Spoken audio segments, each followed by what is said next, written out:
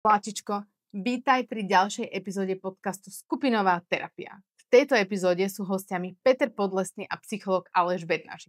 Toto magické spojenie vzniklo, pretože ja som sa potrebovala porozprávať o tom, či je to naozaj tak, že muži a ženy dnes k sebe tak ťažšie hľadajú cestu a že či naozaj tak súťažíme, alebo nie. Nuž, v tejto epizóde sa to dozvieš všetko. Nebudem vlastne ďalej zdržovať.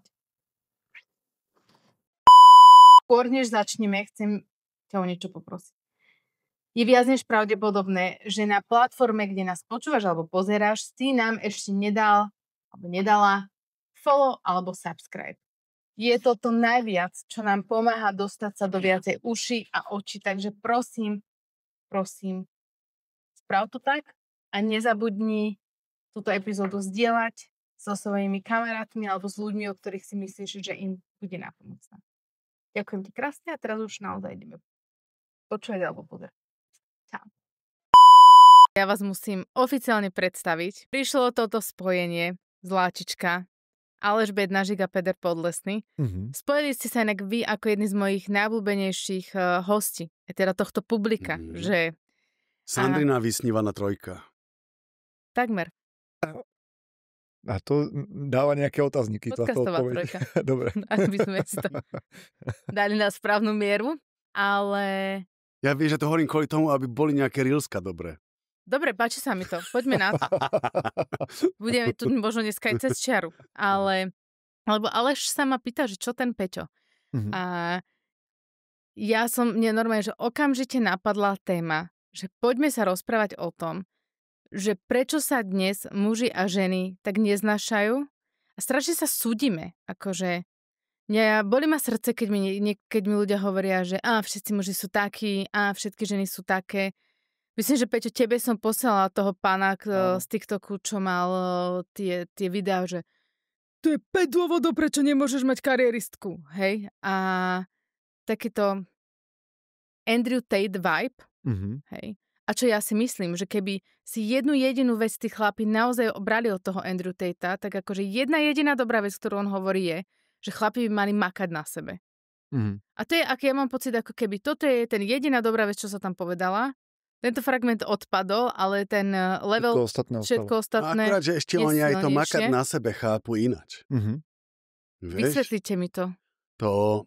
Lebo on hovorí, že máš byť protector, provider, akože že úplne že štandardný typ muža. No, takže to súvisí ale s týmto. Vieš, že ten ich sebarozvoj súvisí s tým zameraním na to, aby boli schopní pokryť to maskulínne toho providera, to za prvé.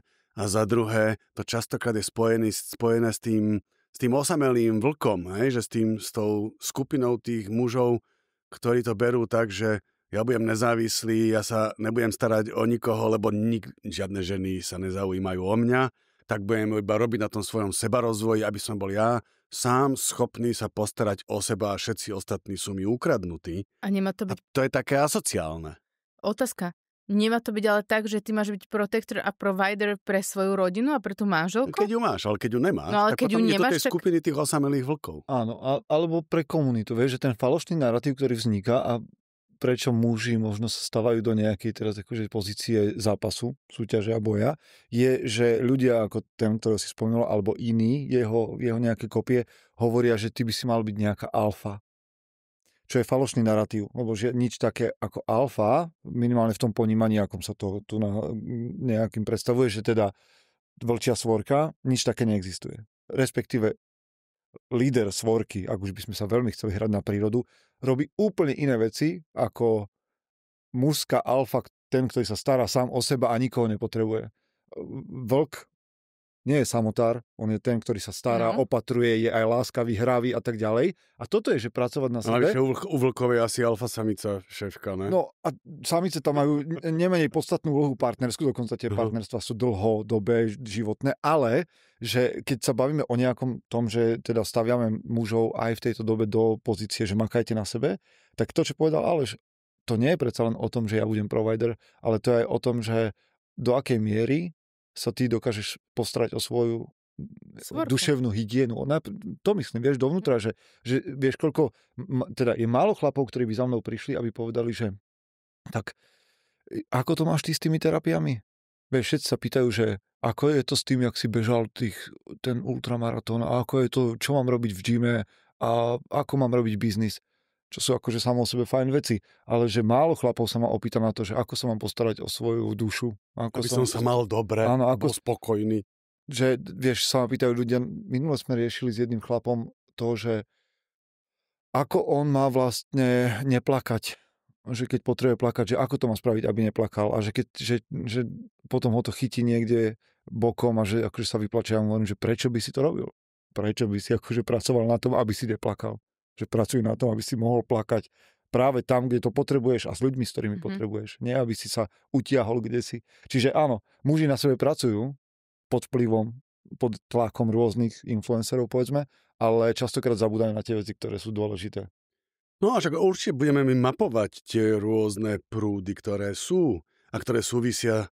Lebo my sa vlastne, keď nastavíš tú tému, že ten boj medzi mužmi a ženami, tak to sa ale týka iba nejakej časti mužskej a ženskej populácie. To máš pravdu a zároveň nesúhlasím. Že súhlasím a zároveň nesúhlasím. Pretože? Lebo ľudia v mojom okolí, ktorí sú kľudne aj v dlhotrvajúcich a dobrých zväzkoch, hej, sa nejakým spôsobom, tam je tá dynamika medzi tými partnermi, kde to napríklad... No, to je aj na intraku, keď sú dvaja spolubývajúci, ktorí nič spolu nemajú. To je pravda, ale napríklad jeden z tých narratívov, ktorý sa dneska šíri medzi ženami, je, že muži sú oveľa slabší, ako boli dakedy. Presne to, k čomu ich napríklad tento pán tu, v mojich očiach, ja som to tak pochopila, že máš protect and provide, hej, že sa máš postarať o tú ženu a že to jednoducho tak akože klesá. My štatistiky... Tá kvalita tých mužov? No tá schopnosť sa postarať o tie ženy, aby to bolo napríklad tak ako dakedy, lebo však veľa mužov ti povie, že ja chcem tradičnú ženu a ženy ti na to povedia, ale ty nie si schopný byť tradičný muž, hej, ale zároveň chceš, aby ja som bola tradičná žena, že to ti nie toto. A potom tie ženy sa veľakrát dostávajú do toho, že ako keby použijem toto slovo, Alešovi sa to nebude páčiť, ale ja to neviem inak povedať. Že sú viacej tak majú tú mužskú energiu, ten mužský vibe, že proste si dupnú a sú proste tie, čo tomu akože velia. Hej, mne sa na to nepáči iba to, že prečo im mal byť mužský vibe, to, že si niekto dupne. Áno. Inak aj ja som toto prestal medzi mužmi nejakým aj ja, ale akože tí ľudia to takto ľahšie pochopia. Ale ešte, nepodpízaj sa. Ja by som ešte išiel trošku inde a možno to aj otočil k tomu, že Aleš ako profesionál nám toto podá, či to sa s tým stretá alebo nie, ale že to podľa mňa nezačína tam, aspoň dnes, a môj vnem je, keď pracujem s mužmi, amatérsky, laicky, že to nezačína tam, že existuje nejaký zápas medzi mužmi a ženami. Že ja mám pocit, že ten battlefield, to boisko je tu. Áno, to je stále viac a je implantované vo veľkej miere. Stále viac a viac muži zápasia sami so sebou vo svojej hlave, ženy zápasia same so sebou. Áno. A prirodzene v tom vzťahu, ako keby sa stretnú tie dve boiska a čo si sa tam začne mlieť. Ale že to nie je o tom, že toto je tá prvá vec, že my ideme do zápasu navzájom, ale že prichádzame so zápasom vo svojom vnútri a potom si ho zrkadlíme navzájom. Okay. To je pravda. To sa mi veľmi páči, ak si to pomenoval, že akože jasné, že sú kultúrne, výchovné, alebo že najprv, že biologické, potom výchovné a potom kultúrne nejaké vplyvy, ktoré stavajú proti sebe mužov a ženy. A jasné, že sú aj biologické, aj výchovné, aj kultúrne vplyvy, ktoré stavajú mužov a ženy k sebe, akýby partnerov, ktorí sa môžu rôznym spôsobom doplňať. Ale keď vznikajú nejaké konflikty, a my sa o tom bavíme, nejaké byť rodové alebo pohlavné konflikty, tak je veľmi pravdepodobné, že ten, kto sa do tých konfliktov púšťa, tak skoro určite to vychádza z nejakého vnútorného konfliktu alebo vlastnej neuspokojenosti alebo z vlastného vnímania neschopnosti začleniť sa do tej spoločnosti, napríklad aj žien, ale možno aj iných mužov. A že keby vlastne muž alebo aj žena, ktorí žijú vo svojej vnútornej harmónii, vyrovnaní so svojimi potrebami, očakávaniami, alebo aj keď ich majú nevyrovnané, tak vedia hľadať konštruktívne riešenia, ako sa alebo ich uspokojiť tie potreby, tak tí nepotrebujú to prenášať, a to je podľa mňa tá naša téma, prenášať do toho ideologického boja medzi mužmi a ženami. Lebo tá naša téma je, že ten problém je, keď sa ozajstné vzťahy medzi mužmi a ženami, napríklad medzi nami dvomi a tebou, alebo aj medzi nami dvomi, že keď to bereme, že sa vnímame ako jednotliví ľudia, tak vznikne konflikt, tak ho budeme riešiť konštruktívne ako konflikt medzi nami dvomi, tromi, ale nebudeme tam do toho vsúvať tie ideologické témy ako feminizmus, alebo rovnoprávnosť, alebo toxickú maskulinitu, lebo to sú vlastne ideologické témy, ktoré častokrát zakrývajú tie vnútorné boje a vnútorné neuspokojenia. Áno, s tým úplne súhlasím. Rozmýšľam, či som sám seba pochopil. Ja som to pochopil. Rozumieme, dobre. Nabehli sme na ten track. Takže pre mňa je to skôr o tom, že ešte urobiť krok späť a pozrieť sa na seba. Ak niekto popiera, že teda má nejaký vnútorný zápas, ja rozumiem potom, že je jednoduchšie to hodiť do toho, že muži, ženy, že bojujeme spolu. Ale to nie je tak, že by sme nezápasili navzájom. Lebo my sme sa už o tom rozprávali, neviem, či na kameru, mimo kamery, že istá forma súťaže tu vznikla. Že v momente, kedy sme sa dostali spolu na pracoviska, tak do tých tímov vošlo viac žien, do IT sféry, kdekoľvek, tam, kde boli muži zvyknutí súťažiť medzi sebou, tak nejak podvedome, prirodzene, možno nejak kolegiálne, tak zrazu vošli ženy a tá súťaž pokračuje, len muži ako keby nevedeli rozlišovať, že aha, tak ty súťažíš ako žena prirodzene inak ako ja a tam vzniká konflikt. Že tá súťaž, ja ju vnímam, a aj tú konkurenciu, ktorá je za posledných 20 rokov ako keby novinka. Lebo sa niekde dostávame hej, moja mama nikdy nemala takéto prostredie, v akom žijú ženy dnes. Lebo nechodila do práce? Chodila do práce, ale chodila do práce, kde robila ženskú prácu. Áno. A muži robili mužskú prácu, čo už dnes sa zotiera, nie všade, ale hej, sú momenty a miesta, kde sa to zotiera. A tam sa ako keby musíme učiť žiť nové situácie. Hej. Mňa to veľmi prekvapilo, keď si sa ma opýtal, keď sme nahrávali Off the Record, a ty sa nás opýtal, že či sme niekedy súťažili s našimi partnermi. Hej. V mojej hlave mne by to nenapadlo, akože keby toto je vec, na ktorú mám ja prísť, že či so mnou nejaký môj partner súťaží, ja by som zomrela na tom opustenom ostrove, keby toto je akože môj listok na loď. Zomrela by som teda tam. Chceš povedať, že nechceš súťažiť? Nechcem, ale že mne by ani nenapadlo, že so mnou niekto súťažiť chce. Že mi môj partner, poviem slovo, že závidel, alebo že ho to štvalo, že som v nejakom čase mala ako keby, že väčší úspech ako on. To áno, to som cítila. Ale že by tam bola nejaká, že súťaživosť, tak to... Že vždy, keď sa hádate, že kto má pravdu, tak to je súťaž. Že argumentačne, keď sa presviečate, kto to myslí správne a kto mal pravdu, tak to je súťaž. Konflikt je tiež súťaž. Teraz je otázka, či to je pre teba, lebo my aj to slovíčko používame v konflikte, kto vyhral. Tak vyhrať sa dá len niečo, kde súťažíš. Ja neviem, asi som sa dlho s niekým nehádala. Tak mrzí, že si taká opustená. Lebo... Nikto sa s tebou nebaví. Moja sestra sa so mnou hádala. Áno, a vnímaš to ako súťaž. Že kto vyhrá tú hádku. Zlátičko, ak si v dlhodobom vzťahu či manželstve, určite ťa zaujíma, ako udržať vášeň a oheň vo vzťahu. Podľa mnohých sa to nedá. Ja si myslím, že nás Ester tu naučí, že ako na to. Takže veľmi sa na to teším. Ja som si po svoju kopiu bežala do Pantare. Môžeš aj ty, alebo si môžeš objednať. Link nájdeš v popise epizódy. Som zvedavá, čo na ňu spolu povieme. Ester Perel, Zajaci vášne. To nie, ale nie. To sme asi... Lebo ja vždy. Ja vôbec. A ja to tak mám, že kto vyhral. Ja neviem, skoro neviem odolať tomu, aby ma to... No musím si fakt dávať pozor, lebo inak mám pocit, že práve začíname spoločenskú hru, kto má pravdu. Áno. A vtedy nepoznám matku ani otca a skrátka vyhráva lepší argument. A ja sa potom čudujem, že moja žena sa so mnou nechce baviť. Lebo pre ňu to, v momente, ak je to pre ňu súťaž o tom, kto má pravdu, tak sa ona nechce so mnou baviť, lebo má pocit, že vyhrám, lebo som lepší v rozprávaní. A my hlavne vieme vypočítavať body. Aha. Čo vy nerobíte často. Vy hovoríte, že nikdy, alebo stále, vždy a tak ďalej, ale my hovoríme, že veď vtedy sme boli tam, potom sme boli tam, tu bola splnená jedna podmienka, ďalšia. Vieš, že vymenujem argumenty a to je väčšinou víťazná taktika. Hej, vedie k víťazstvu, že muž vyhrá, ale... Áno, prehral v zásade. V zásade práve preto prehral.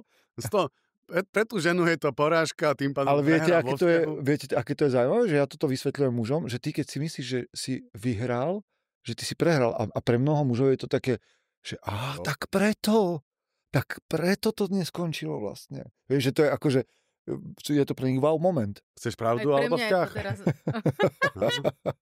Pre mňa je to teraz wow momenty, ja som takto ešte nerozmýšľala. No, a napríklad, že tu je celkom zaujímavý, ale podľa mňa to zase není úplne mužsko-ženské, lebo je kopec žen, ktoré vedia veľmi dobre argumentovať a kopec mužov, ktorí sa hneď po prvej vete vnútorne emocionálne zrútia a uzavrú, lebo vlastne tam není tam tá základná vec, že či vieme pokračovať konštruktívne v rozhovore o tom, aspoň z môjho pohľadu, že či vieme uniesť ten stres z toho, jak je to komunikačne a emocionálne náročné. No, a že tí, ktorí to vedia uniesť, vedia pokračovať v tom rozhovore, aj keď je napätý a zväčšuje sa pravdepodobnosť, že ho vedia dokončiť. Ale keď jeden alebo obidvaja sa zrútia z toho, že ja nechcem sa hádať, tak nelen, že sa nehádajú, ale ani sa neporozprávajú. Ale je zaujímavé, čo si spomenul, že moja skúsenosť, a to znova nie je nejakými datami podložené, len skúsenosť je, že ženy sú pripravené v konfliktných situáciách na long run, na maratón, že dlho debatovať, diskutovať a že mužov toto vyčerpá. Že my chceme, dobre, povedzme si problém, riešenie, 15 minút. Hej. Beží to. Verzia A, verzia B, čo si vybereme. Možno je to únik pred tou nepríjemnosťou toho konfliktu a tej nejakej potrebnej katarzie vnútornej, že ja musím akože sa priznať k tomu, že nie som dosť a urobil som chybu a tak ďalej. Ale poznám x mužov, ktorí majú stres z toho, že prídem a nekonečný rozhovor o tom, prečo, ako to myslel, kto, kde. Čo ja si nemyslím, že to, teraz to možno hovorím tak sarkasticky nejak, že nemyslím to zle, lebo to mnoho odkrýva. Čím hĺbší rozhovor, je tam šanca rozkryť veci. Ale viem, že komunikujeme v tom inak, že muži sú unavení z dlhých riešení. A mne ale to niekedy prípada, ale povedz si mi vy dvaja, že mne to niekedy prípada aj tak, že to nie je ani, že by ste to že nevedeli, ale že ako keby tí muži veľakrát ani nie sú zvyknutí sa nad tým tak zamyslieť. Alebo že nie sú ochotní sa do seba pozrieť tak hej, ale celý čas ja budem mať problém s tým, že strašne zovšeobecňujeme. Ale to je akože aj pre divákov, aj pre posluchačov, že áno, tu nás sa nevyhneme riziku toho, že keď hovoríme muži a hovoríme ženy, tak príliš zovšeobecňujeme, ale mám nutkane povedať, že jasné, že muži sú tiež na škále od tých citlivých a harmonizujúcich a schopných viesť dlhé rozhovory, až po tých, ktorí sa rútia, keď to je dlhšie ako 5 viet a cieľom není nájsť riešenie, ale cieľom je naozaj sa porozprávať. Hej? A to isté platí aj pre ženy, že sú ženy, ktoré sa vedia rozprávať naozaj krásne, dlho, nekonečno, dokonca vecne. To teraz znelo blbo, ale že vyzerá to, ako keby muž sa rozprával, ale že tam není, že štatisticky zovšeobecňujeme, že väčšinou muži sú takíto. Áno, je to nevyhnutné pre účel tejto diskusie. A to som mal potrebu keby povedať, že jasné, že my dvaja sme asi kecalovia. Ja napríklad u nás doma, ja mám furt pocit, že ja som tá žena, lebo spĺňam kopec tých predsudkových, typických ženských črt a moja žena spĺňa kopec tých predsudkových mužských črt. A sa s tým chválim, lebo doma mám presne príklad toho, že tie schematické pomenovania mužov a žien skrátka neplatia. No, ale keď sa pýtala na to, čo bola otázka, od ktorej som odbočil tomu, že som mal potrebu. Že mám pocit, že veľakrát skoro, že tí muži nie sú zvyknutí sa akože pozrieť sami do seba, alebo že pozrieť sa tak akože úprimne. No a to, áno, ale to súvisí, to môže súvisieť s výchovou aj s tým kultúrnym, že sme skratkami vedení k tomu, aby sme riadili svet, ale ne aby sme hľadali riešenia. Vnímali seba, aby sme hľadali riešenia a neprežívali vzťah. Hej, aj Shaquille O'Neal teraz povedal v jednom rozhovore, že basketbalista? Hej, okay. Ale super. Že v živote nepovedal žiadnej svojej bývalej manželke, ale že nikdy žiadnej frajerke ani nepovedal, že mal som zlý deň, alebo že niečo není dobré. A on, že ja som tu preto, aby som bol proste, že skala pre moju rodinu a na jednej strane a že takto chcem, aby som ma tak jednoducho vnímali, hej. Na jednej strane, a môj otec je úplne akože rovnaký, lebo ja keď si uvedomím, že čo všetko môj otec prežil, že aké hrozné, naozaj, že hrozné veci, že odídeš v 18 z domu, v 40 rokov sa nevrátiš, mama ti zomrie, nemôžeš ísť na pohreb, že to sú že ťažké veci. A drží to v sebe. A on to v sebe akože drží. Hej. A neviem si predstaviť ani, že by sa môj otec zosypal. Hej. Ale iba preto, že jeho drží to, že ja musím, hej.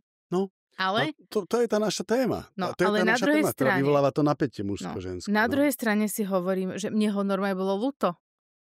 Hovorím, že ale je to hrozné, že mi to bolo ľúto až potom, vieš, že keď som ho počúvala, že keď to je hrozné, lebo však v podstate si potom... Takže nakoniec on o tom rozprával? No on akože iba hovoril, že ja to takto mám že takto to robím. No. A on to akože hovoril ako vec, že je na seba v podstate asi hrdý, hej, že to tak robí.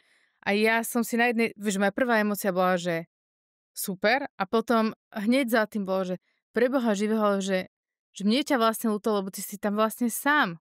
Hej? A ja si nemyslím, že tá žena by si myslela o tebe niečo menej, iba preto, keby si jej povedal, že vieš čo, že toto bolo hrozné, je mi z toho zlé, že toto je náročná časť, alebo čokoľvek. No, ale ty hovoríš ten príklad toho, že keď ten muž sa vlastne zahlbí do svojich emócií, do svojich spomienok, do svojich zážitkov, ktoré v ňom vyvolávajú nejaké emócie. A tie emócie sú spojené skôr s tým smútkom, s tým, že život je ťažký, s tým, že ho ťažko zvláda, s tým, že je na to sám.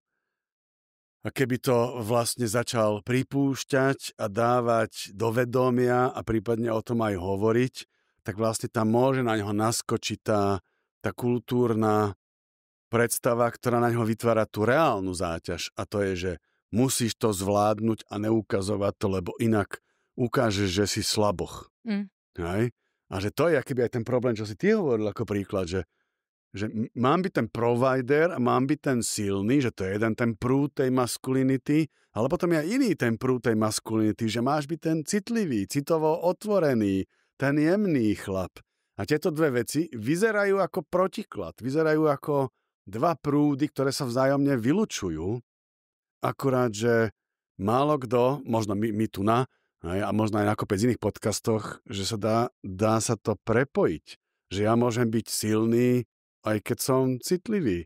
Presne. Ja môžem byť odvážny, aj keď prejavím strach a neistotu, že či niečo zvládnem. Ale že tie dva prúdy, že títo hovoria o týchto citlivých, že tí sú takí akože zženštilí a títo zženštili, teda ne zženštili, a tí citliví hovoria o tých maskulínych, že sú toxickí maskulíni. A tým pádom sa vlastne tieto prúdy ešte viacej oddialujú. Ale ja dúfam, že budeme hovoriť nejaké veci, kde sa to dá prepájať. Ja by som chcela, prepáč ešte pod tým. Angličtina na to má, vieš, ten výraz, že gentleman, predsa ak je vnímaný zdravo a správne, tak gentleman je ten, kto zosobňuje cnosti nejaké a nejakú vnútornú silu a tak ďalej. Ale to v preklade znamená predsa jemný muž.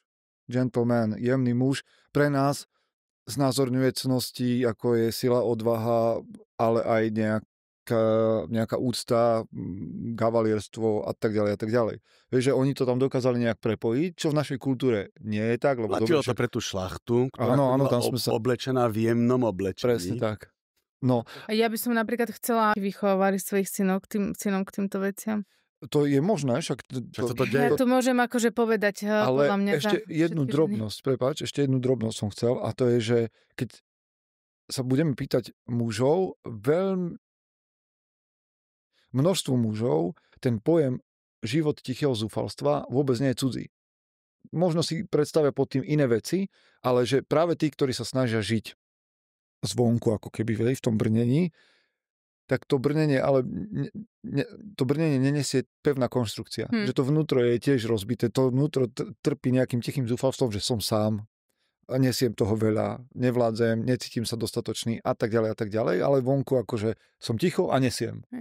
No ja myslím, že jedna z vecí, ktoré nás tu v dnešnej dobe celkovo ťažia, je ten level toho individualizmu, aký žijeme. Vieš, že sme oveľa osamelejší, ako sme kedy boli, lebo žijeme nielen, že žijeme odpojení sami od seba a od prírody a od všetkého okolo nás, ale aj jeden od druhého. Hej, že tu dneska mne sa nechce, tak ti nepomôžem. Je úplne bežné, čo by sa ti asi pred 50 rokmi nestalo. Ale ja by som teraz chcela otvoriť tú tému, lebo čas nám tu beží. A my sa musíme, presne tak, a my sa musíme, lebo my tu na to... Lebo ten individualizmus je dobré, zaujímavé prepojenie. Veľmi taká, že lebo my sme tu stále sofistikovaní, ale musíme tu zastúpiť frustrované ženy, frustrovaných mužov. Z toho akože úplného spektra. Som sa pýtal Sandry, že my dvaja sme hostia, že kto bude zastupovať ženy. A Sandra, že kto? Že ja, Sandra. Budeš frustrovaná žena. Ja som myslel, že jeden z nás dvoch bude za ženy alebo za mužov. Môžeš byť, ale kľudne. Ja som za naozaj, že kebyže mám autenticky povedať, jak ja rozprávam o mužoch a o ženách, tak ja skoro vždy rozprávam unisexovať. Nie. Že pre mňa to zvýrazňovanie tých rozdielov je tak dráždivé práve kvôli tomu, že sa tak málo zvýrazňuje to všetko, čo máme spoločné. Áno. No. Mňa tiež vlastne vyrušuje to, keď ešte toto si zgeneralizujem a potom už idem k tým frustrovaným ženám, že keď počujem všetky tieto veci, ktoré sa tu šíria, hej, muži, ženy, alfa, beta a neviem čo všetko, že si tak hovorím, že že však veď sú muži, ktorým to vyhovuje. Hej. Teraz čo vyhovuje? Napríklad, dobre, tak začneme takto. Teraz idem sa rovno dať do role frustrovanej ženy. Hej. Let's go. Ženy okolo mňa sú neskutočne frustrované z toho, že nielen, že majú pocit, že budeme to teraz nazývať, ten tradičný muž, hej, ten ochranca, ten, čo sa o teba finančne stará, že absentujú tí muži, hej. Zároveň nie sú ale, že ani tak citovo stabilní, aby vám boli podporou, hej. A že tie ženy majú pocit, že vlastne akože nič nedostávajú od tých mužov. Do toho ti presne, že veľa tých mužov hovorí, že chcú tradičnú ženu, ale zároveň nemajú to, čím by akože mohli hovoriť, že sa o teba postarajú a ty nemusíš pohnúť ani prstom, hej.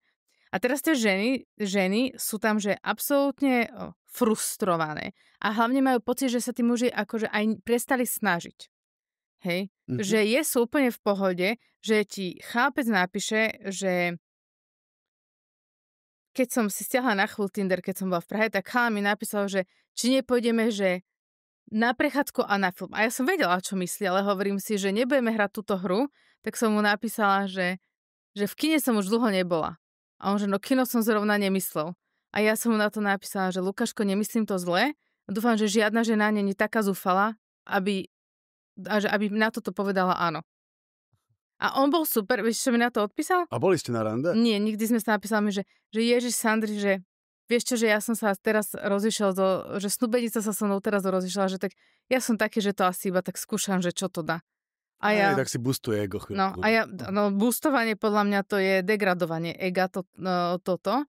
A teraz, že a z tohto vychádza taká tá frustrácia aj tých žien, aj v celom inak tom dating industry, či ako to mám nazvať, že tie baby, že tie ženy, dievčatá sú že frustrované, hej. A že je strašne veľa aj v tých, akože, lebo je strašne veľa týchto randiacich koučov na trhu aktuálne, hej.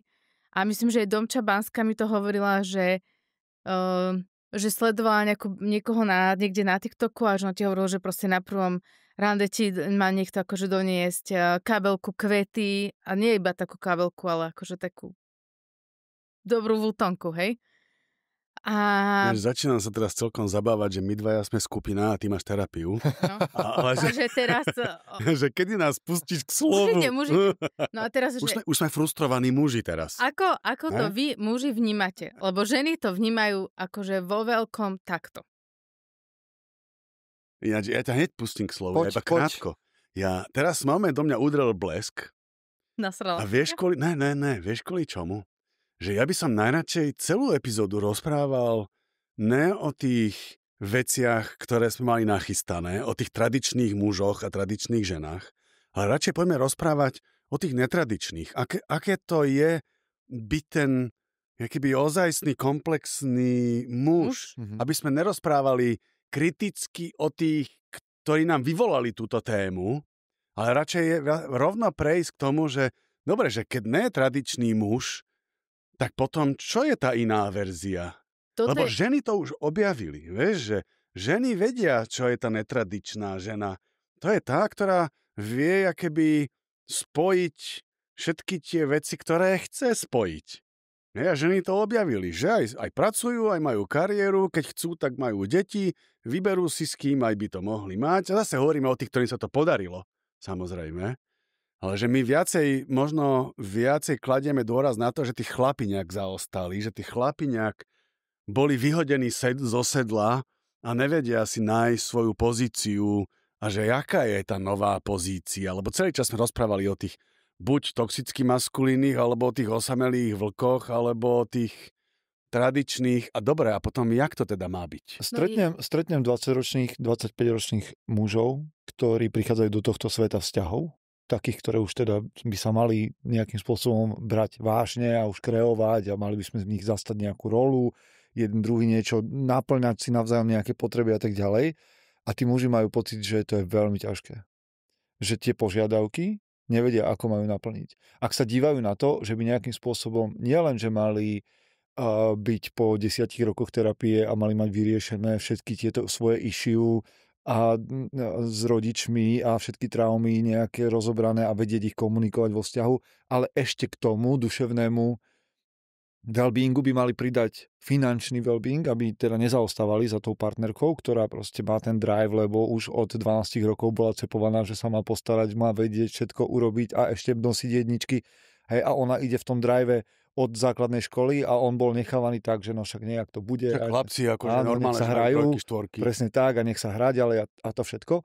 Ale on za mnou príde a povie, že ja neviem byť ako keby ten, kým ma potrebujú, že byť aj silný, aj dobre vyzerať, aspoň si chodiť zabehať alebo zašportovať, mať emócie v poriadku upratané, s rodičmi, vzťahy pokope a ešte aj dokázať zabezpečiť, lebo mám 25, 27.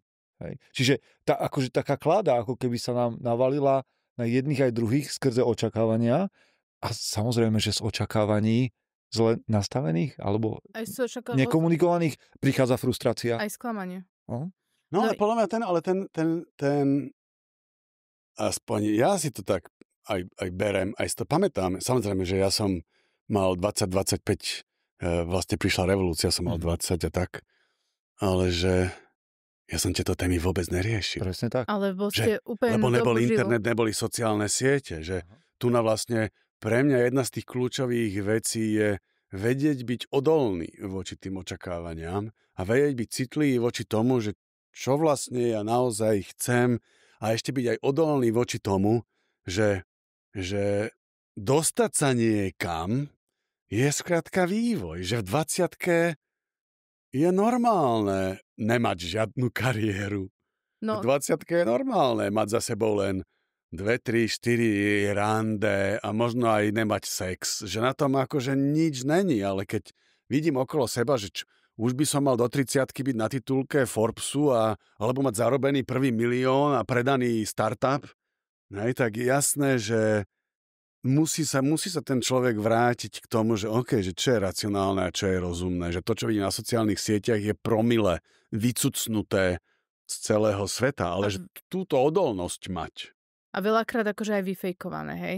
No jasné. To je druhá vec. Vieš, ja keď hovorím na Instagrame o maskulinite, tak ja cítim vnútornú potrebu ako 40-ročný chlap povedať tým mladým mužom, ktorí ma sledujú, že pozrite sa, tu idem na terapiu a mám 40 a stále riešim veci, že to je o trpezlivosti samého so sebou, o trpezlivosti k tomu partnerovi. Samozrejme má to svoje hranice, to je v poriadku, ale že ty nemusíš hneď, lebo tá frustrácia je z toho, že nestíham, nie som dosť, som nedostatočný muž, lebo sú tiež to všetky očakávania na mňa. No, tak to nie je, ten gap sa tvorí tam. Hej, však jedna z týchto vecí, myslím, že ja som vám to vlastne hovorila, Peťo, aj keď sme to nahrávali s Mojmirom, že ja byť mužom dnešnej doby, tak som, že extrémne zmetená, hej, že kde je vlastne akože moje miesto, že čo sa odo mňa očakáva. A zároveň ale to je tá pasca. To je presne tá pasca. Ale aj tá sociálno-ekonomická situácia je dnes proste o toľko náročná, hej, že ty keď teraz sme sa s kamoškou o tom bavili, že ty keď vieš, koľko tie veci stoja, hej, taký ten levíš luxusný životný štýl, tak ty vieš, koľko musíš vygenerovať peňazí, ty vieš, koľko ťa to stojí, hej, a my vieme, že do 30-ky niekto, aby bol, že v úvodzovkách závodov, hej, sú pre mňa, buď si mal veľké šťastie v správnom čase na správnom mieste, alebo si z dobrej rodiny, alebo si DPHčkar. Proste, že nič iné tam není, hej. Blahobyt nám trošku mieša karty. Dobre, lebo keď Aleš povedal... Tá štartovacia ploch. Aleš povedal vec, ktorú ja si pamätám od mojich rodičov, povedzme, alebo spred revolúcie, čo je, ja viem, že pre mnohých poslucháčov to je dávna história, že to je nejaký spomienkový romantizmus, ale je tu generácia našich rodičov, možno starých rodičov, pre ktorých bolo bežné, že nemali auto a že bývali v byte, kde mali kuchynskú linku 50 rokov, jednu a tú istú, ale tí partneri sa na seba nedívali, teda tá žena sa nedívala na muža ako na niekoho zlyhal, pretože máme lebo vtedy bol štandard iný. My sme si dovolili navýšiť si štandard a to nám kladie ako keby nové požiadavky nie na nás paradoxne, aj keď častokrát áno, ale na toho druhého. Že aha, no tak jak to, že máš 25 rokov a nemáš auto 50 rokov dozadu, ak niekto mal v 25 rokoch auto, tak bol asi straník, alebo hej, fungoval ako komunista niekde. Áno, čiže...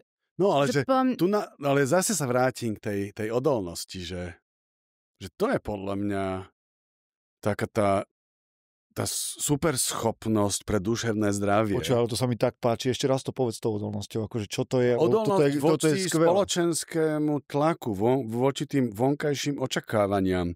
Ja si napríklad pamätám, že jak ja som si trénoval nechtiac svoju odolnosť. Ja som bol v chudobnej rodiny, moja mama mi ušila nohavice. Už ale vyzerali hrozne. Ušla mi nohavice a musel som ich v nich ísť do školy, lebo iné nohavice som nemal, mali takú spinku tu mali. Hej?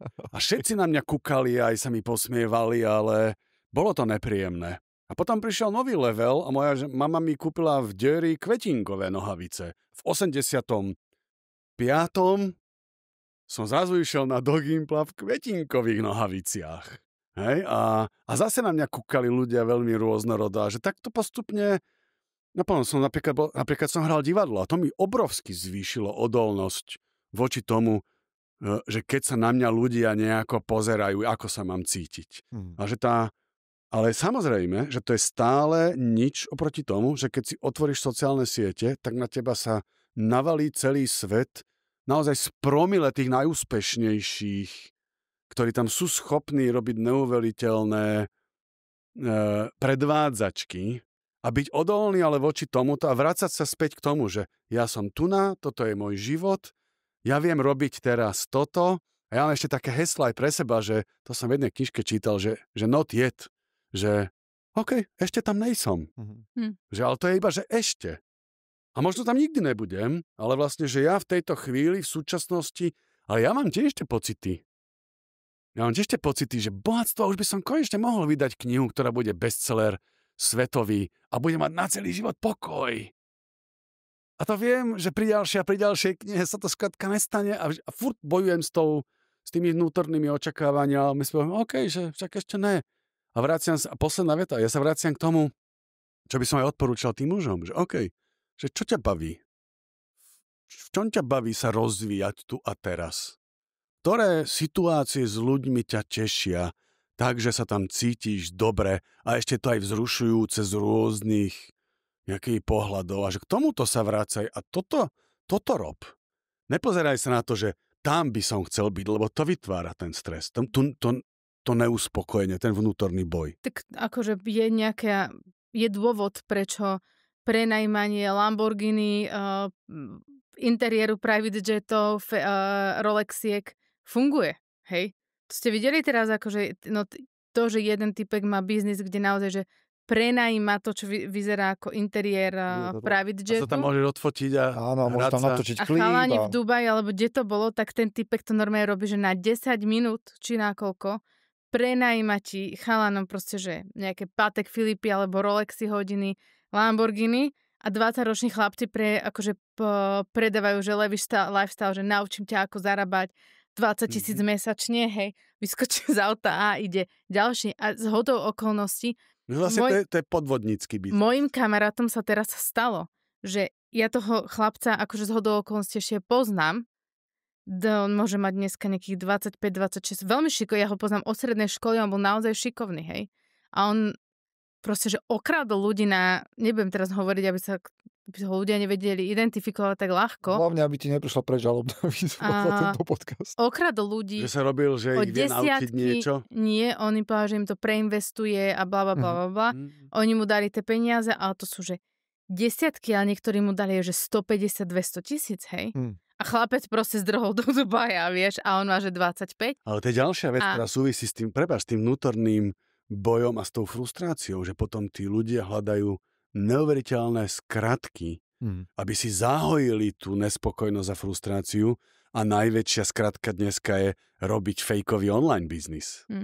No. A povedzte mi, ale vráťme sa ešte k tomuto, že ako muži dnes, aj zase, že vnímajú ženy, lebo ja som povedala, že ako ich vnímajú muži a ja viem, že Aleš chcel rozprávať o tom, že poďme sa rozprávať o tom, že ako sa spojíme, a to ja chcem tiež, ale musíme podľa mňa identifikovať aj tie bottlenecky, že ktoré nás tam ale to je to, o čom by som sa ja nechcel rozprávať, lebo o tom rozprávajú a píšu všetci. Ja ti poviem len to, že muži vnímajú ženy častokrát ako nesmierne samostatné a náročné.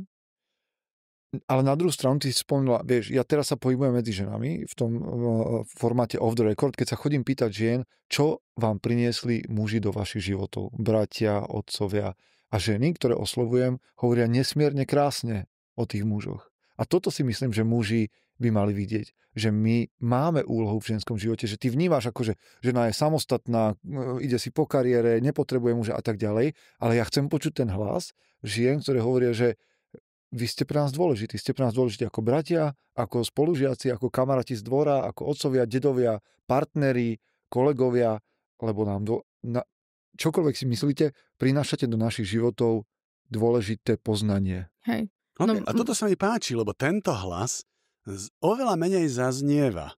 Pretože samozrejme, že ten hlas kritický, ten hlas frustrovaný, ten opovržlivý hlas mužov voči ženám a žien voči mužom, ten je oveľa hlasnejší, pretože to aj tie algoritmy tých sociálnych sietí pušujú, ale že ten hlas tých mužov, ktorí naozaj majú radi ženy a si ich vážia, ich obdivujú, vnímajú aj ich slabosti a majú ich radi aj s nimi, a ten hlas tých žien, ktoré majú radi mužov napriek všetkému, čo s nimi zažili, lebo ja som presvedčený o tom, že kebyže si vyberieme 100 mužov a 100 žien, ktorí zažili v bledomodrom to isté, z hľadiska nejakých stretnutí, lások, rozchodov, rodičov a neviem čo, tak by sme našli naozaj, že veľkú skupinu ľudí, čo to spracovali konštruktívne a harmonicky a majú vlastne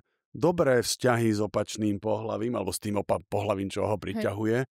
A je tam menšia časť tých ľudí, ktorí to nekonštruktívne spracovali a sú frustrovaní a nespokojní a obvinujú z toho tú druhú stranu. Akorát, že títo sú hlučnejší. A mne by sa viacej páčilo rozprávať o tých, ktorí sú tichší, lebo keď si v harmónii, tak vlastne len žiješ asi potichu a spolupracuješ a tvoríš a robíš, ale nepotrebuješ tematizovať, že nepotrebuješ tematizovať ja mám rada mužov, alebo ja mám rád ženy. Ženy sú super. A nerozprával by som o tom huliakovsky sexualizovane, ale rozprával by som o tom ako o ženách ako ľudských bytostiach, ktoré majú obrovské množstvo vecí, ktoré ja mám rád a obdivujem. A ešte navyše tam tá čerešnička, že sú aj pre mňa akoby eroticko-romanticky príťažlivé. No, a tento hlas nezaznieva tak často. No ja myslím, že aj u Peťa som to hovorila, že pre mňa majú muži v mojom živote že veľmi silné miesto. Od toho, že mám akože silnú otcovskú figuru, tak mám akože aj mužov kamarátov, ale že úprimné kamarátstva, že my nie sme, že to sú moji bratia. Hej, a je to akože obojstranné, že napríklad tam sexuálne, no akože neviem, či by sme každého z nás tak latentne, že my máme akože naozaj taký... Ženy to majú oveľa menej. Možno tí tvoji kamaráti to úplne neberú, ako že si ich úplne iba sestra. Vieš čo, ale oni ti proste niektorí mi povedia, že jeden mi hovorí, že bože, ja ťa tak milujem, ale on to nemyslí romanticky. Lebo my sa ani nestretáme. To je úplne taký... Badáš v našich očiach trochu pochybnosti. Áno, vidím to tam, ale... A tie štúdie, ktoré sa na túto tému robili, to nepotvrdzujú. Ale môžeš mať aj takýchto mužov, ktorí nemajú tie sexuálne fantázie s tebou. No, ale väčšina mužov to má. Nemyslím si, že som nikdy nebola podľa mňa akože ich úplný bod záujmu, že by sme mali naozaj vždy strašne... Ten vzťah bol, že silno kamarát. Áno, nemusí to... A nie intenzívne. Aj to je podľa mňa dôležité ja nepopieram priateľské vzťahy mužov a žien, to je dobré, vzácne a tak ďalej. Ale naozaj je to tak, ako povedal Aleš, že muži majú alebo sú schopní breaknúť tú hranicu, tú skupinku rýchlejšie ako ženy. Ale keby si nebola v mojom zornom poli, moja myseľ produkuje rôzne erotické kontexty s tebou. Vieš, že a to není, že Aleš rozmýšľa nad Sandrou, čo by som mohol s tebou robiť. Ale že to sa stáva samo. Alebo tí muži to tak majú oveľa viacej a ženy sú potom prekvapené, že čo?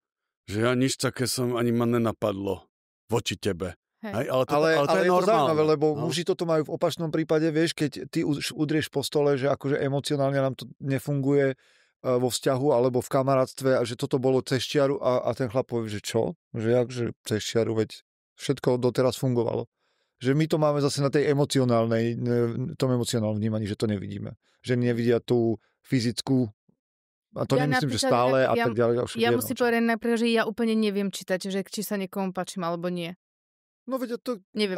Že aj biologicky to nie je tvoja úloha. Extrémne som v tom zlá. Biologicky to nie je tvoja úloha, aby si to vedela. To má vedieť a má urobiť ten krok. Vieš čo, jedna dôležitá vec podľa mňa, že celkom veľký, akože na to nazvem, že breaking point, bol, že keď som robila v campuse, som robila fakt so samými mužmi. A moja práca bola, aby ma mali všetci tí muži radi. A ja keby si mám ku každému, kto sa ku mne pekne chová, lebo potom som stretla ženy, na ktoré sa niekto usmial a bol k nim milý a oni už normálne ako mi začali rozprávať, že no, sa je blablabla. A ja som mala taká, že ako na základe čoho si to myslíš? Že to, keby mám takto operovať, ja hovorím, že tak ma chce každý muž, ktorého som v živote stretla. Áno, ale pomývala si také veľmi špecifické prostredie, keď jedna žena prichádza do mužského kolektívu a to je taký iný prvok, iný impuls pre mužov, ako keď je to zmiešaný kolektív, viac žien, viac mužov. To už sú také iné sociálne interakcie. Áno, ale že všeobecne to proste, že ja na základe toho, že niekto ku mne milí, nevyhodnocujem, že som niekomu nadštandardne sympatická. Áno, mne sa páči, čo hovorí, ale že to milý je to, čo máme byť, hej, to ľudské, ale prepáč. No, ale presne si to nahodil, že to, čo mňa zaujíma aj v tejto téme, je vlastne byť oveľa vnímavejší a viacej rozprávať o tom, že je jedno, či som v kontakte so ženou alebo s mužom, že byť k tomu človeku milý, byť k nemu srdečný, vyzývať ho k tomu, aby sme mali osobnejší vzťah, teda keď ten kontext. Ale nič z toho nemusí znamenať, že to má prejsť do niečoho romantického, sexuálneho, ale v rámci tej našej témy ja si myslím, že len takto, keď sa rozprávajú muži so ženami a ženy s mužmi, sa to môže premeniť do zdravšieho partnerského vzťahu. Keď sa od začiatku k sebe správame ako potenciálne veľmi dobrí kamaráti alebo kolegovia, Hej? Ale že keď muži berú ženy ako sexuálne objekty, ktoré musia si buď nakloniť, alebo podmaniť, tak to je od začiatku zlý prístup. A keď ženy berú mužov ako niekoho, kto sa má predviesť, či bude schopný sa o ňu celý život postarať, alebo inak je lúzer, tak to je zase od začiatku vlastne naštrbené to, k čomu ja smerujem, že však sa dávajme dokopy ako rovnocenné ľudské bytosti, ktoré spolu majú nejakú podobnú predstavu o tom, ako žiť, ako sa navzájom podporovať, ako si prípadne rozdeliť hociaké roly, ale ne podľa mužskosti, ženskosti, ale podľa toho, kto čo jakoby lepšie vie a na čo má čas v danom životnom období. A potom jedna z tých vecí je aj, že sa môžeme páriť a rozmnožovať a mať deti a starať sa o domácnosť. Že to je moja predstava dobrého partnerského vzťahu. To ja s tebou akože veľmi súzním, Aleš. Veľmi. Ale a neviem, ako toto mám povedať. Ja sa snažím túto tvoju teóriu inak akože nielen, že kultivovať ja sama v sebe, ale ja ju naozaj šírim okolo seba. Ale poviem vám, akože tá vlna odporu lebo ľudia sú také, že áno, znie to pekne, hej, ale že keď ide už do tuhého, tak zase to má byť iba, že či ten muž sa akože dostatočne, myslím, že pávy otvárajú tie svoje chvosty, nie? Nejako. A že či ženy, neviem, vy viete lepšie, čo tam hodnotíte. A aj takto na tom akože zase skrachuje. No, hej? Asi a ja som taká, že ty vole, a že lebo ja som si veľmi zobrala k srdcu, keď mi Aleš raz povedal, že aj keď sa nechová niekto úplne na prvú, že vie byť trošku debil, hej, alebo že to nie je úplne v pohode, tak Aleš mi hovorí, že Sandri, ale že vieš, že niekedy sa proste tak snažíme zapáčiť tomu druhému, že až zo seba spravíme debila, hej. Že treba dať tomu druhému šancu. A ja sa naozaj snažím. To mi príde akože to desivé a prosím, ak má byť pre niekoho výstup aspoň toto, že nerobme to vo vzťahu, že ja prichádzam k tebe ako človek, ktorým je sympatický, žena, ktorá mi je sympatická, ale už v tejto vzdialenosti vnímam 7 prekážok, ktoré musím ja naplniť. To znamená, že výška, váha, výška zárobku, auto a tak ďalej a tak ďalej. Ja, ale to, čo ani Sandra nemusela povedať. Nie, áno, cítim to. No. Tak ja teraz si poviem, že dobre, tak pravdepodobne toto všetko nemám. Čiže teraz mám dve možnosti. Buď sa otočím a odídem preč, alebo to zahrám, že to mám. Hej? Že teda akože budem to fejkovať celé, aby som sa k tebe dostal. Že nejak to poobchádzam, popodliezam a tak ďalej. To sklamanie nevyhnutne nastane, keď to odhalíš, že som to urobil, ale ja už aspoň mám nejakú šancu. Že toto je to divoké, že prečo sme frustrovaní, je, že ja musím, koľko bariér ja musím prekonať. Čo keby som mohol prísť len tak a sa predstaviť, že toto som ja a mal šancu na úspech napriek tomu, že nie je tu tých 7, vieš? No, ale toto, prepáč, že ale že s týmto, jedna z možností, ako sa s tým dá pracovať, že keď už to má, lebo to je ten vnútorný boj, hej, že tie implantované očakávania a tá vnútorná túžba, ale byť slobodný od tých očakávaní a žiť, že predviesť sa, že aha, ja som takýto, chceš to spolu so mnou skúsiť. Ale že teraz, keďže pristupujem k tej Sandre a mi naskakujú tieto vnútorné predstavy, čo všetko už nespĺňam, tak ja spolu s týmito obavami, ale by som mal byť ten hrdina, iná možnosť není, že mal byť ten hrdina a spolu s tými obavami ísť za tou Sandrou a nechať to ale na ňu. Hej? A že podľa mňa my kvôli tomu, že prežívame vnútorne tieto prekážky, my sa odpíšeme sami a potom ideme k tým toxicky maskulínnym, alebo tí, ktorí sa cítia už odmietnutí, aj keď možno ma Sandra neodmietla. Nie. Ale aj keby si ma odmietla. Takže keď o ňu stojím, tak moja úloha je, že keď o ňu stojím, je sa s ňou rozprávať a zažívať spoločné nejaké randenie a nejaké obdobie tak, aby som jej ukázal, že nemusí klásť na mne tieto očakávania, keď tak ich môžeme mať spolu. Že to je akéby, ale pre mňa vždycky bola tá hra v tom partnerskom vzťahu, a toto ja zase šírim ďalej, že keď sa rozhodnem, že sa s niekým dám dokopy, to je jedno, v akej etape sme, tak to berem tak, že tie veci, na ktoré narazíme, či už naše presvedčenia alebo nejaké životné okolnosti, tak sa k tomu staviame, že to my dvaja poďme spolu riešiť. Ne, že ty by si mala byť taká, alebo ja by som mal byť takýto. Akože I wish, Aleš, ale toto... Ešte sa k tomu dostanem. Jak chceš rovnocenný vzťah inak? Už to ideme sa hádať. Ono. No, že ja mám pocit, že vedieť sa komitnúť a že rozhodnúť sa, to je presne jak tá otázka, ktorú sme dostali aj na tom evente, čo sme boli spolu na tom tu Coffee Champs. Chlapec sa opýtal, že sa dlho stretáva s nejakým dievčaťom a že kedy viem, že toto je ona. Hej? A pritom je to, a to si je typa, to je rozhodnutie, ty sa musíš rozhodnúť, že je to ona. Že to je ona. Najprv to musí on rozhodnúť a potom sa podľa toho správať a potom uvidí. No. A toto nevieme urobiť z jednej aj z druhej strany, akože muži aj ženy, že my tu žijeme v nejakej utopistickej verzii, že za dverami je niekto lepší a čo keď niekoho lepšieho stretnem. Ale to aj je odpoveď na tú otázku, že či stretnem niekedy niekoho lepšieho, alebo či tam je niekto lepší, tak tá odpoveď je, že je. Áno. Za život stretneme desiatky ľudí, ktorí zreteľne by mohli byť lepší ako náš aktuálny partner. Ale to by sme potom chodili od jedného k druhému, lebo aj s tým novým budeme mať ten istý nelenže pocit, ale aj reálne to tak bude. Áno. Lebo ľudí je tak veľa, nežijeme 100-členných kmeňoch a nestretávame iný kmeň raz za pol roka. No, to je že my sme non-stop obklopení lepšími a kvalitnejšími ľuďmi, s ktorými sme mohli mať možno lepší a kvalitnejší život po všetkých stránkach. Ale odpoveď je, že aj tak my nevieme. Takže sa musíme rozhodnúť pre toho jedného, ktorého sme si vybrali a tie výskumy ukazujú aj, že keď sa rozhodneme, to je akoby dôležitá vec, že sú výskumy, ktoré ukazujú, že keď sa rozhodneme pre tohto partnera, tak sme oveľa viac ochotní a v pohode s tým, že sme oveľa viac ochotní robiť niečo pre budovanie toho vzťahu. No povedzte mi, že ako jeden k tomuto pristúpil, lebo ja som s tým nikdy nemala problém, že rozhodnúť sa, ale ľudia okolo mňa s tým majú veľký problém. A hlavne, teda budem hovoriť, ja som žena, vieš, že ja budem teraz akože hovoriť toto, že ja cítim, že veľa mužov s tým má problém. A respektíve, že mne to tí muži väčšinou hovoria, ale... Pretože nechceme robiť chyby a nechceme zlyhať.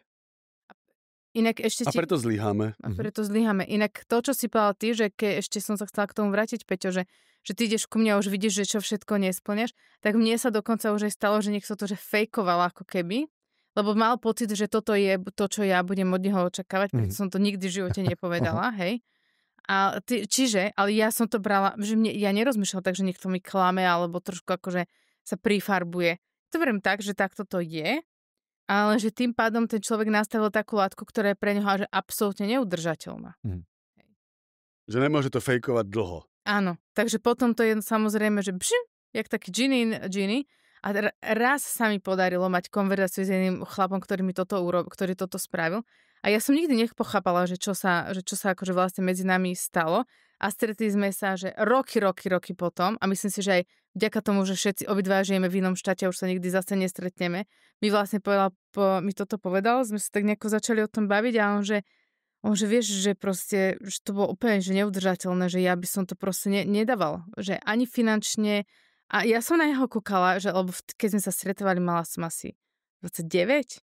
Hej, ja mu hovorím, že ja som nikdy v živote akože nič takého teba nechcela. A už vôbec nie v tej fáze, kde sme boli, že úplne na začiatku. A on že, no ale ja som to cítil tak, že ty by si to takto chcela a že on že vieš, ale že ja som z toho bol v takom strese, že ja som proste musela iba ujsť, lebo že ja som sa na teba ani nedokázal pozrieť, aby som si priznal takúto porážku. Ale to vlastne hovoríme... Priznal si porážku, že nechceš zlyhať, nechceš padnúť. A k tomuto sme vedení, že akože za chyby sa platí. Za chyby sa platí niečím, čo ťa bude... Čo si stáť. No, strata cti, nejakej... Sebaobrazu. Hej, obrazu seba samého, ale povesti, alebo ja neviem, čo tam a ja môže tomu stratiť. akože úplne rozumiem, ale že ja verím tomu, že to nie som len ja. Takých žien je kopu, že to sú tie percepcie jeden o druhom, ktoré máme, že čo muži chcú, čo ženy chcú, hej. A ten človek bol vystresovaný akože z niečoho, čo neexistovalo. No, alebo existovalo, ale niekde to keby videla, nejak to zvnútornil. No ale akože, že ja som to nikdy nevokalizovala, ani som to nikdy nepovedala. No to je ten problém, keby s tými, keď meníš, keď zameníš jednotlivca, ako napríklad teba, Sandra, za ideológiu, že jak by to malo byť, tak tam vzniká keby ten vnútorný boj aj u mužov, aj u žien, že ja si teraz uvedomujem, že vlastne máme niekoľko skupín, ktorí nekonštruktívne vlastne zareagovali na tie očakávania. Hej? Že tí toxickí maskulíny prevzali vlastne nejaký model, že muži majú vládnuť ženám a tak sa vyrovnali s tými očakávaniami. Hej? Potom to sú tí gamasamci alebo čo? Hej? Takí tí, čo sa vylúčili dobrovoľne, že ja som aj tak zlyhal, takže to je jedno a ja si budem žiť svoj život a robiť si ten sebarozvoj, ale starám sa iba o seba a na ženy kašlem. Aha, inceli. Ale neviem, či incel robí sebarozvoj. No, že ja myslím, že inceli sú ešte iní, ale že to je jedno, že skrátka sú tie podskupiny, ktorí sa s tými vysokými očakávania vysporiadali tak, že si našli nejaký model, ktorý z hľadiska ale spolužitia so ženami je nekonštruktívny. Je ten boj. Hej? A potom je veľká skupina ľudí, mužov aj žien, ktorí vlastne vedia s tými očakávania pracovať tak, že si ich síce uvedomujú, dokonca si možno uvedomujú, že ich cítia tie očakávania, ale vedia sa s nimi vysporiadať konštruktívne. Napríklad tak, že pracujú na tej úrovni, v tej odbornosti, kde im to ide.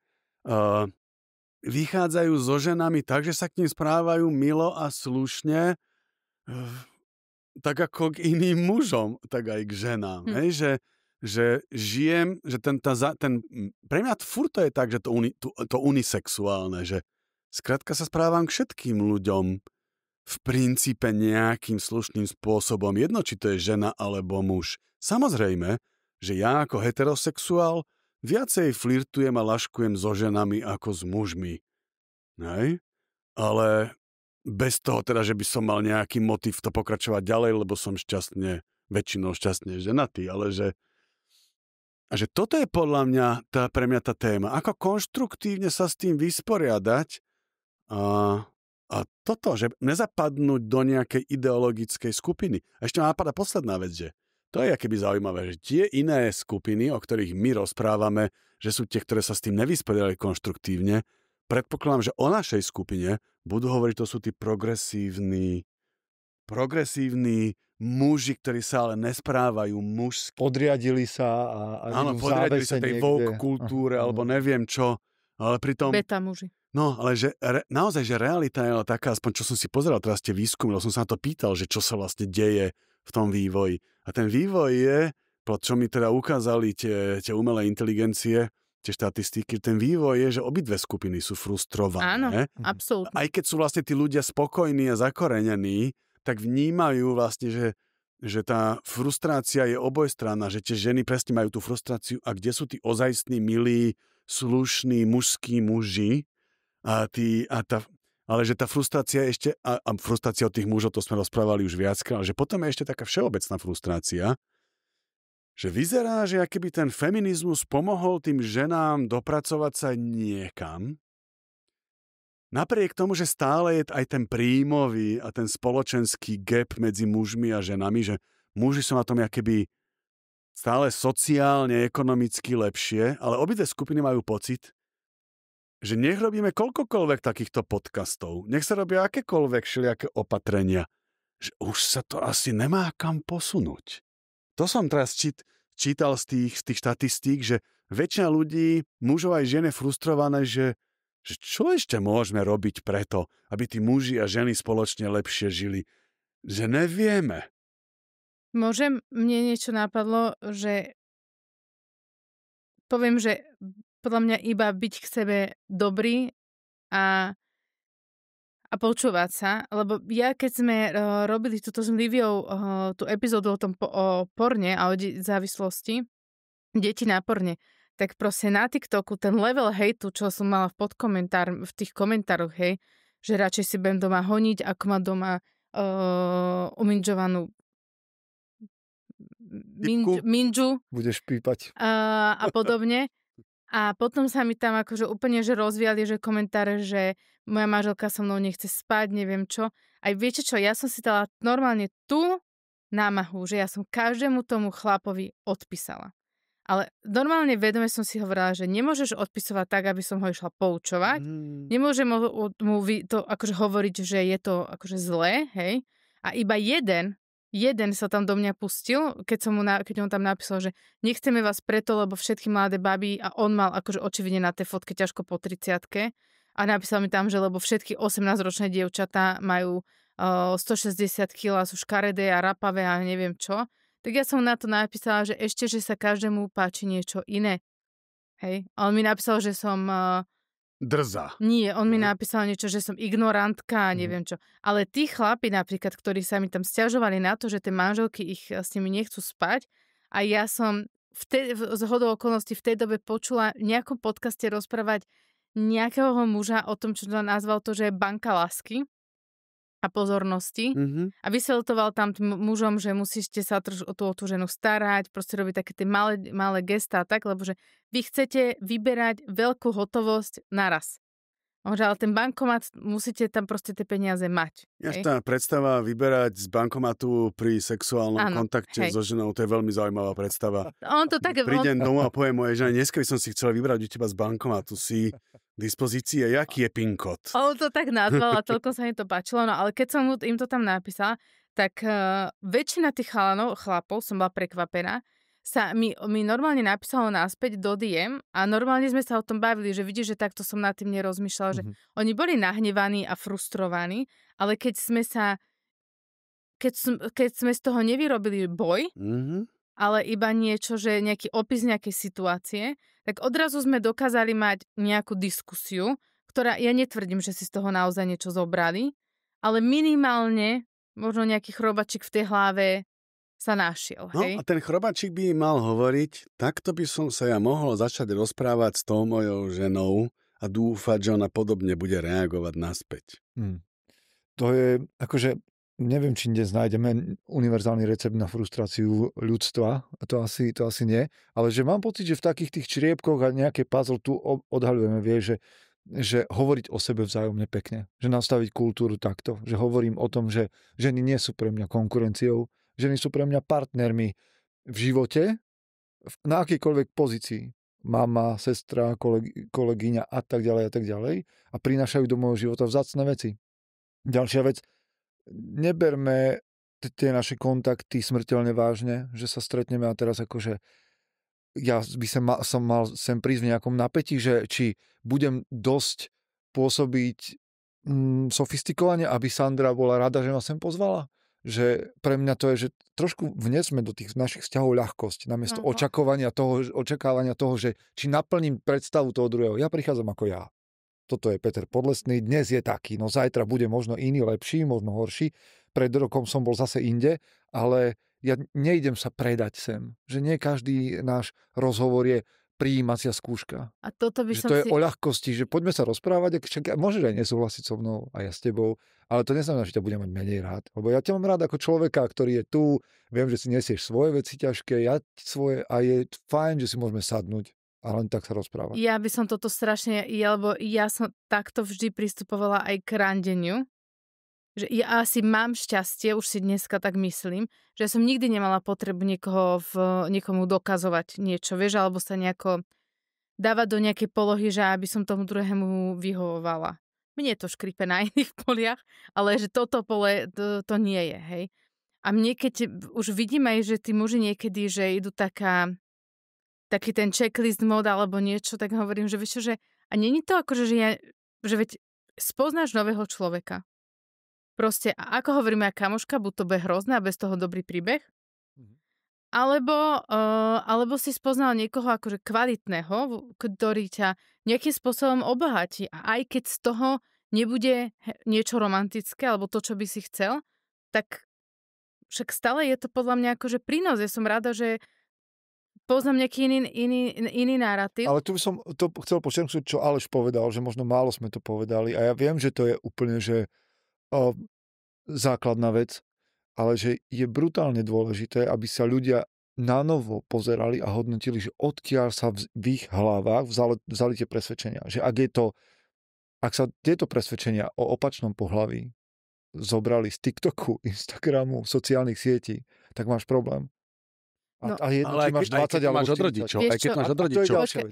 Ja skúsim spojiť tie dve vaše veci. Rozbiehame práve. Áno, že vieš, že dokonca aj keď idem na nejaké rande alebo stretnutie a objavujú sa vo mne tieto všelijaké predsudky a očakávania a dajme tomu, že aj viem, odkiaľ ich mám, aj keď viem, odkiaľ ich mám, tak oni sa nevyparia. Áno, že oni sa objavia. Takže že s tým naozaj ale treba pracovať, že OK, mám to v sebe, spôsobuje mi to trému a neistotu, ale že vedieť byť so svojím negatívnym prežívaním, vedieť byť so svojimi strachmi, vedieť byť so svojimi presvedčeniami, ktoré skladka mi hovoria, že alež si trapný a nepredvádzaj sa a neviem čo všetko, tak vedieť byť s tým patrí k tomu vlastne duševnému zdraviu, že viem byť s tým svojím komplexným od toho, že v niečom som si istý, až po to, že v niečom som si veľmi neistý. Od toho, že viem, že v čom som fakt bohovský, až po to, že v niečom som trapný a že s týmto prichádzam do toho vzťahu a ukazujem to tej druhej strane a tak ako, teraz to spojím s tým tvojím, že tak ako ja by som odporúčal ľuďom, že keď ideš do vzťahu, že buď zvedavý, že základ je byť zvedavý, spoznávať, nechať sa prekvapovať pozitívne aj negatívne, lebo s tým istým človekom môžem zažiť, že fúha, ale toto bude príbeh. A s tým istým človekom môžem zažiť, že že ten je zaujímavý a kvalitný. Lebo to sa spája v každom z nás, čo sme tu, sa spája, že niečím ľudí milo prekvapujeme, aký sme úžasní a zároveň sa na nás kúkajú, že čo ti akože drbe, že toto si schopný zo seba vypustiť, alebo takto sa zachovať. No a tú zvedavosť, ktorú by sme mali v tých vzťahoch mať, a tú láskavosť, ktorou akceptujeme obidve tie stránky toho druhého, v to by sme mali dúfať, že nám to poskytne aj ten druhý. A že keď bude v nás vidieť všetky tie sebavedomia, aj neistoty, že to bude zvedavo vidieť a láskavo akceptovať. A potom sa môžeme obidvaja slobodne rozhodnúť, či s týmto, čo poznáme u seba, u druhých, že či v tom vzťahu pokračujeme, alebo ne. Presne tak, úplne by som to počiarkol. Môžeme, počakujeme. Ja s tým úplne súhlasím a ja to naopak, ja to akože šírim to jak mor, alebo jak antrax. No. Ale vidím tam naozaj, že aj vlastne takto ešte by som, a týmto by som to uzavrela, že mne sa to veľmi páči a zároveň keď toto napríklad poviem niekomu, kto má nejakú že sériu negatívnych zážitkov, hej, že stretáva, teraz som hovorila na Alešovi predtým, ako sme začali nahrávať, že kamoška mi hovorí, že tebe to ani tak ako, že čo ti budem hovoriť, lebo že ty nemáš také skúsenosti a ona stretáva taký istý pattern toho muža v tom, že sa napríklad k nej nechávajú pekne, stále dokola, hej. A ja hovorím, že ale to nie je, že ja by som nikdy nestretla niekoho, kto by bol chrúňo. Jasné, že stretnem, iba to je viac výnimočné. A že s ním nerozvinieš potom ten frajerský vzťah, ne? Ten no, tak to je v prvom rade, ale ku mne sa naozaj tak akože málo kto chová, hej. A ja hovorím, že ale toto je vyslovene, že online, ty si ich podľa mňa akože aj vedome vyberáš. To si ja akože amatérsky myslím. No majú nejaký kukuč. A hovorím jej, že tak je akože dobre sa zamyslieť podľa mňa aj, že prečo to robíš, hej? Lebo ja stragulujem na úplne inom poli, ale toto pole to nie je. Mne sa opakuje iný pattern. Hej. Mám pre ňu odporúčanie pre tú kamarátku. No poď do toho. Myslím, že ak si dobre pamätám, tak robili nejakú štúdiu. Ne, to bol nejaký. No to je jedno. Ten princíp bol, že baba, to myslím, že Diana Fabianová rozprávala ten príbeh, že má kamošku, ktorá si pomýlila, že či doprava je, že akceptujem a doľava je, že odmietam. Si to pomýlila a ona všetkých mužov, čo sa jej páčili, odmietla a všetky, čo sa jej nepáčili, akceptovala.